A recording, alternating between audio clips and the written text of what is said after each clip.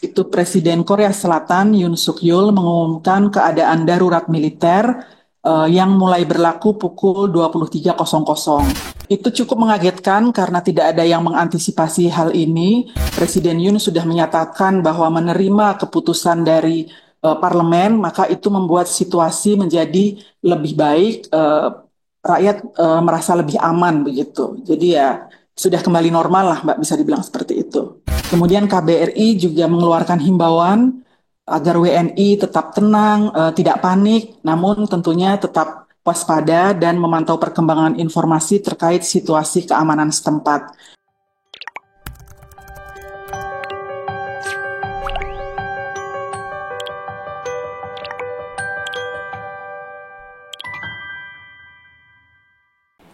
Halo Tribuners, kembali berjumpa bersama saya Apvia Tio Konibili. Tribuners, saat ini Korea Selatan tengah menghadapi peristiwa politik yang tengah menjadi sorotan usai Presiden Korea Selatan Yoon Suk Yeol mengumumkan status darurat militer. Status darurat militer tersebut berlaku sejak Selasa 3 Desember 2024 malam pukul 23 waktu Korea Selatan, dan Presiden Yoon menyatakan darurat militer dilakukan untuk membasmi pasukan pro Korea Utara yang secara tidak langsung merujuk pada oposisi dari Partai Demokrat, dan Presiden Yoon menyebut mereka hendak memakzulkan sejumlah pejabat pemerintahannya. Dan sekitar pukul 1 dini hari waktu Korea Selatan, Majelis Nasional memutuskan untuk membatalkan deklarasi darurat militer tersebut dengan persetujuan 190 dari 300 anggota parlemen yang hadir. Dan resolusi tersebut kemudian disahkan dan diumumkan oleh Presiden Yoon Suk Yeol pada Rabu 4 Desember 2024 pagi pukul 4.30 waktu Korea Selatan. Dan pencabutan darurat militer oleh Presiden Yoon diwarnai sejumlah syarat tentunya,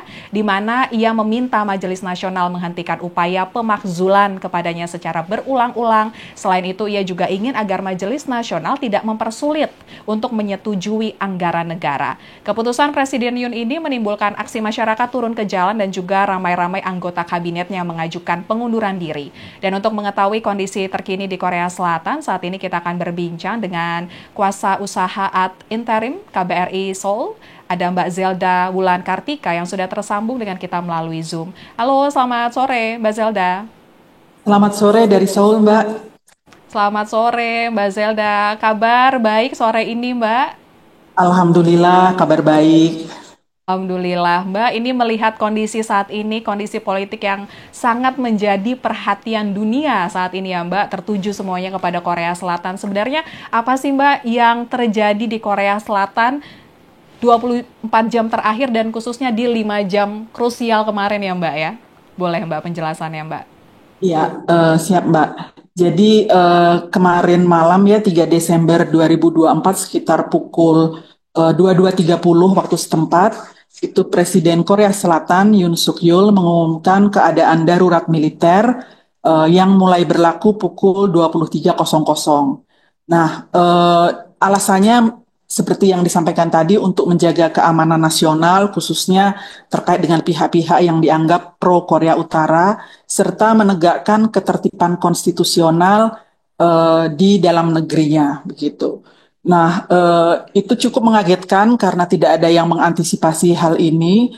Kemudian Ketua Parlemen segera memanggil seluruh anggota parlemen untuk melakukan sidang darurat, eh, dan waktu itu dihadiri oleh 190 dari 300 anggota parlemen, dan keputusannya adalah parlemen meminta Presiden Yoon untuk mencabut darurat militer. Jadi memang di konstitusi Korea Selatan seperti itu alurnya, apabila Presiden menyatakan keadaan darurat, maka harus segera menyampaikan informasi itu kepada parlemen, dan kemudian parlemen memiliki hak untuk menyampaikan persetujuan atau penolakannya atas keadaan darurat tersebut. Dan Presiden harus mematuhi apapun itu keputusan dari parlemen. Jadi alhamdulillah juga bahwa Presiden Yoon pada pukul 4.30 itu menyatakan menerima hasil dari keputusan parlemen, yaitu akan mencabut situasi darurat tersebut melalui sidang kabinet. Demikian. Jadi situasi jadinya pagi tadi menjadi lebih baik. kita sudah tidak terlalu panik jadinya karena situasi aman terkendali, kegiatan berjalan dengan seperti biasa. Semua masyarakat saya lihat juga melakukan aktivitasnya seperti hari-hari sebelumnya. KBRI Seoul juga tetap buka pukul 9 pagi tadi. Kemudian saya sendiri juga sejak pagi kebetulan sudah ada acara yang memang sudah dijadwalkan sejak beberapa waktu lalu dan itu juga tetap terlaksana begitu. Jadi sampai detik ini sekarang ini pukul 5 lebih di sore di Seoul di Korea Selatan, eh, semuanya aman terkendali. Memang tadi sempat ada di beberapa titik itu ada beberapa demonstrasi, tapi skalanya tidak yang besar. Eh, Kalau saya tidak salah itu ada di parlemen, kemudian ada di beberapa titik lagi yang memang biasa menjadi tempat tempat demonstrasi, tapi semuanya juga tetap aman terkendali, tidak ada kerusuhan apapun. Demikian, Mbak. Baik Mbak Zelda, kemudian kalau misalnya dengan status darurat militer, pasti kita tertuju dengan apakah ini saat ini penjagaan dari TNI Korea Selatan juga masih intens gitu Mbak, mungkin di pusat-pusat kota dan di pusat-pusat pemerintahan?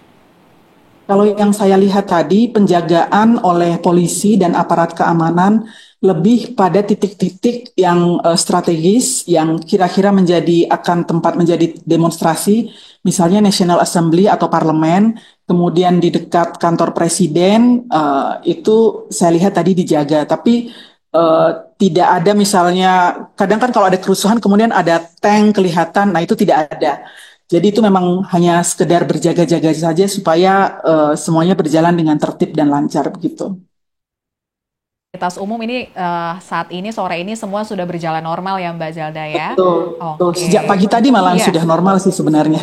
Oke, baik. Mbak Zelda, kalau terkait dengan WNI kita yang berada di Korea Selatan, bagaimana Mbak kondisinya? Ini kalau misalnya ada sekitar 60 ribuan WNI yang saat ini bekerja gitu ya Mbak di Korea Selatan, Mbak? Ya, jadi memang di Korea Selatan ini ada sekitar 60.000 lebih WNI yang berdomisili di sini. Tapi ini tersebar di seluruh Korea Selatan. Sementara apa namanya isunya itu lebih banyak fokus sebenarnya di Seoul begitu. Jadi yang lain itu tetap yang di luar Seoul itu tetap beraktivitas seperti biasa. Yang di Seoul sendiri juga alhamdulillah dengan situasi tadi pagi yang saya lihat itu juga mereka tetap beraktivitas seperti biasa. Jadi memang karena Presiden Yoon sudah menyatakan bahwa menerima keputusan dari parlemen, maka itu membuat situasi menjadi lebih baik, rakyat merasa lebih aman begitu. Jadi ya sudah kembali normal lah, Mbak, bisa dibilang seperti itu. Kalau himbauan dari KBRI sendiri seperti apa Mbak buat WNI yang saat ini memang sedang bekerja di Seoul dan juga em, ini karena kita akan memasuki masa liburan juga ya Mbak Zelda ya. Mungkin ini anak-anak sekolah kalau di Jakarta saat ini udah UAS. Ini kayaknya dikit lagi juga angka WNI yang akan liburan kayak ke Korea Selatan tinggi seperti apa Mbak himbauannya? Ya, KBRI kemarin sudah langsung memantau keberadaan para WNI melalui simpul-simpul masyarakat dan alhamdulillah diketahui sampai sekarang belum ada WNI kita yang terdampak oleh situasi darurat militer kemarin. Kemudian KBRI juga mengeluarkan himbauan agar WNI tetap tenang, tidak panik, namun tentunya tetap waspada dan memantau perkembangan informasi terkait situasi keamanan setempat. Himbauan tersebut disampaikan KBRI melalui jalur komunikasi seperti grup WhatsApp masyarakat Indonesia yang tersebar di seluruh di Republik Korea dan juga melalui media sosial KBRI Seoul, website dan juga Instagram dan sebagainya. Hotline KBRI Seoul juga terus siaga untuk situasi darurat membantu WNI di Republik Korea yang memiliki pertanyaan atau membutuhkan bantuan.